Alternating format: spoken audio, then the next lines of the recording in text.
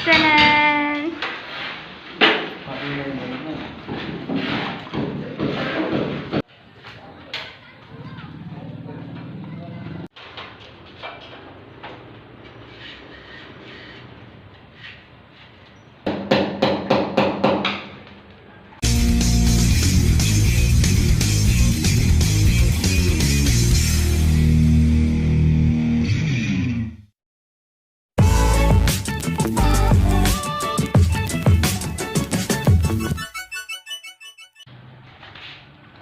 So yun guys, welcome back to my YouTube channel. Nandito ngayon tayo sa isa sa mga project ko. Natawa. Papakita ko sa inyo guys kung paano maggawa ng outlet.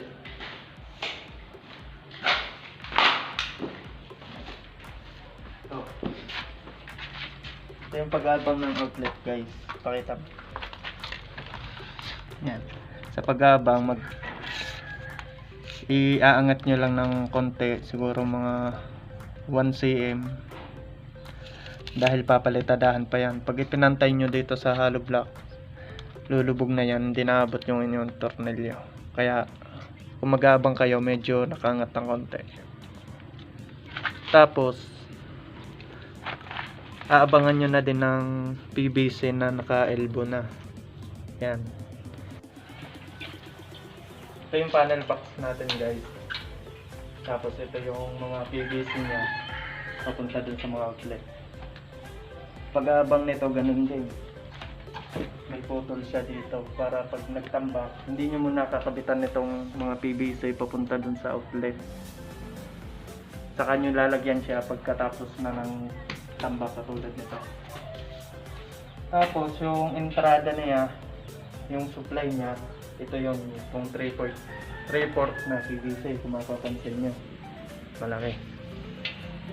Dati kasi guys, sa taas siya nanggagaling, tapos uuslit dun sa kisame sa labas. Pangit kasi yun, kasi may nakalabas na wire. Ngayon, nung uso na, sa ilalim na daan papunta dun sa poste para malinis siyang tingnan. Tapos kaya siya sa ilalim na natin pinapadaan para wala siyang wire katulad nito. Madumi kasing tingnan pag mayroon yan guys. Kaya ngayon ang uso, doon na sa ilalim papunta doon sa poste. Tapos sa pag-aabang ng outlet, sa pag-aabang ng outlet katulad nito, ang standard natin dito, tatanong ninyo kung saan yung flooring. Dito yung flooring. Ang standard na sukat nito ay, kung itong flooring, ito 1 feet or 30 cm. Yan ang standard, 30 cm taas nitong outlet. Tapos punta naman tayo sa switch. Ito guys yung natambakan na, kaya nilagyan na natin ng PVC. Pupunta dito sa outlet. Tapos ang technique naman, para madali, katulad nitong isang to, nagabang tayo ng kawad. Pero dito sa isang to, pagkakabit ko nitong PVC, sinuutan ko na tagad ng wire para madali na. Hindi na ako nagabang nito. Pampakyawan yun. Para mabilis matapos, inabangan ko na siya ng wire. Kasabay na nung pagkakabit ng PVC. So yun guys, ang standard niya ay 30 cm. Tapos sa switch naman ay 140. Ito pa ang flooring natin. 140 ang standard niya. Taas 140 to 150. Pero ang ginagamit ko lagi 140. Yun ang standard. Yun. Tapos ang technique ko naman pag-along sa taas, para hindi kayo maiwanan, hindi nyo nahihintayin yung pagkakabitan ng kisame, ginagawa ko doon na sa tabihan ng daan ng PVC. Tapos magkakabit na lang tayo ng flexible hose papunta doon sa ilaw o kaya sa mga pin light. Mag-aabang tayo ng mga junction box sa tabi. Tapos flexible hose na papunta sa mga ilaw. Galing naman sa breaker, buhat naman doon sa breaker. Dito guys yan sa taas. Lahat ng supply ng ilaw dito sa taas.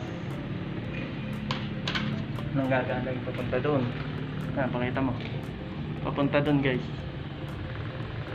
Sa taas. Ayan. Tapos na tayo dito sa kwarto. Tara sa kwarto. Mapagabang na tayo dito guys. Tapos guys, ito na yung na-flooringan natin. Ito yung napangakot. Meron na siyang wire.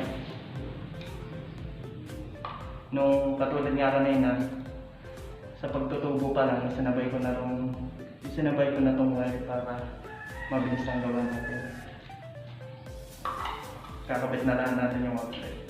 Sasama ko ulit kayo pagkakabit ng outlet. Sama ako. Sama ang cameraman natin, nasa tawid. Let's go. Yan, ano pa ba? Yan, isa din sa mga technique, gumamit na lang akong flexible hose. Pupunta dun sa kantuhan para hindi na tayo mag-elbow. Flexible hose na. Mag-aabang tayo ng junction box. May junction box ba tayo? Katulad nito. Nakataob siya guys bago pa siya buhusan o flooringan sa slab. Diyan natin kakabit yung ilaw, nakabang na dyan. Tapos nag-PVC tayo, pupunta naman dito sa kabila. Kasi may pin light dito. Tapos doon din sa kabila, diretso yung PVC. Saan dito sa kabila. Yung pag-aabang ng pin light pagka may slab. Yan, may hilan na din tayong wire dyan.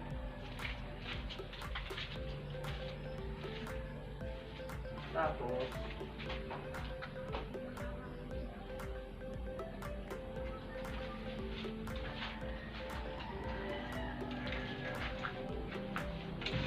isa sa dapat ninyong tandaan ay huwag kayo maiiwan ng palitada kasi mahihirapan na kayo magkabit ng utility box katulad nito.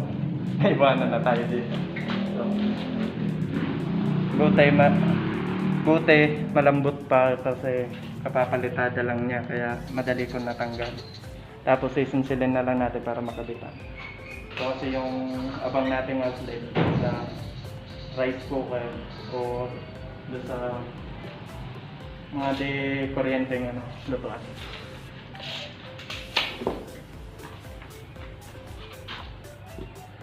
Ganito.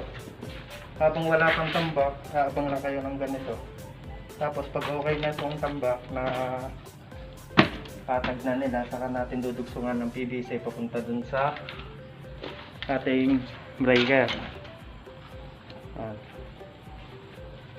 Kalimitan talaga sa ilalim ang daan ng outlet para maiksi lang ang wire na gagamitin. Kasi kung papadaanin nyo yan sa taas, biruin nyo pumuhat dito hanggang taas, mahaba ng wire ang gagamitin nyo, 60. Samantalang 30 cm lang pumuhat dito sa flooring, kaya sa ilalim ng daan natin. Mababa lang kasi ang outlet.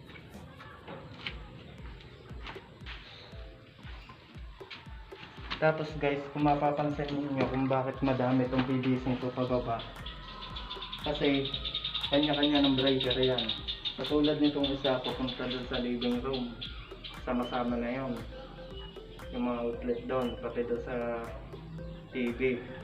Tapos ito namang isang nakabang na ito, may solo siya kasi papunta siya diyan sa washing machine. May solo din siyang breaker para hindi sila sama-sama, may kanya-kanya sila. Tapos ang isa pa sa hinihiwalay natin, yung outlet ng ref. Dito naman siya dumaan. Kaya may kanya-kanya siya, kaya marami to guys. May kanya-kanya siyang breaker dito. Papakita ko din sa inyo sa susunod na video kung saan natin ikakabit. ano pa. So, katulad nito guys, naggamit tayo ng junction box pag may lilim na. Siyempre kung electrician naman kayo, kung bago lang naman kayo, siyempre makakatulong po sa inyo kung paano ang diskarte ng piping. Tulad nito, may lumabas na pin light sa labas, tatapatan ninyo ng junction box sa tapat. Basta yung tagpuan meron siya nakakabit na junction box, kasi madami siyang tatagpo, katulad doon din sa loob may panggagalingan pa siya. Buhat doon, paikot na siya papunta dito hanggang sa dulo. Tapos bahala na kayo sa wiring kung lalagyan nyo ng kanya-kanyang switch. Ang ginawa ko dito, magkasama dito sa labas. Tapos may dalawang switch lang siya doon sa ulan. Yung area guys, kung mapapansin nyo, okay na yung tambak niya. Kaya nilatagan na natin siya ng PVC. Dito, medyo mabilis yung pagkakakabit ko. Inabangan ko na lang siya ng GI wire. Ito yung panghihila natin sa wire. Kalimitan, ganito naman talaga ang ginagawa. So, ginawa ko lang din sa kabila para mas mabilis. Inabangan ko na, diretsyo na. Dito, inabangan natin siya ng GI wire. Tapos pagkatapos na mag-flooring, saka natin siya hihilahan ng wire. Yan, kung makikita nyo, paikot siya. Kasi, ayan yung magkakasama na outlet. Isa lang ang breaker niyan. Papunta dito sa saksakan ng TV. Yung ibang appliances dito. Takluban na na mesa. Tapos itong isa, para sa internet. O kaya sa cable, tigisan na lang. Labas.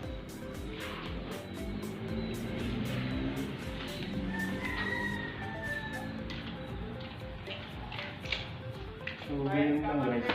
Dire-diretso na hanggang dito. Dito na natapos yung dulo. Kung kakasama.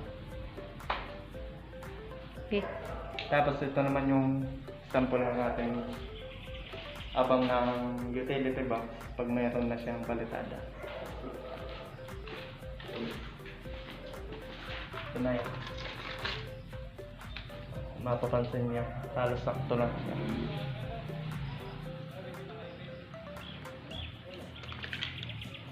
Ito yung wire natin na ipapasok galing sa taas.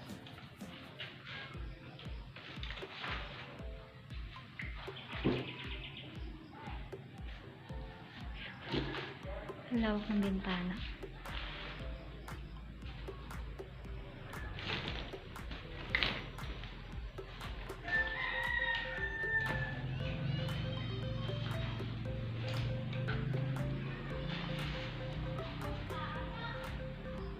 Naka-play pa yan. Sa pag-aabang guys ng katulad ng switch at saka outlet, syempre tatanong nyo dun sa foreman ng construction kung saan yung finish flooring para may pagkukunan kayo ng taas ng outlet. Kasi pagkabagong layout, malalim pa yan pagka walang tambak. Kaya dapat tatanong nyo kung saan yung finish. Katulad nito, dito sa may intro, ito na daw yung finish, itong taas ng hollow block. Kaya dyan tayo kumuha ng sukat hanggang 1 feet or 30 cm. Dito na ang ating pagkuha, kumuha baba. 1/4 kumuha doon sa finish flooring. Ayun ang ating taas ng switch. So yun guys, sana nakatulong tong video ito sa inyo. At kung bago ka lang dito sa YouTube channel ko, huwag mo kalimutan mag-subscribe at makipindot na din ang notification bell para updated ka sa mga ginagawa kong video. So yun guys, see you to next video.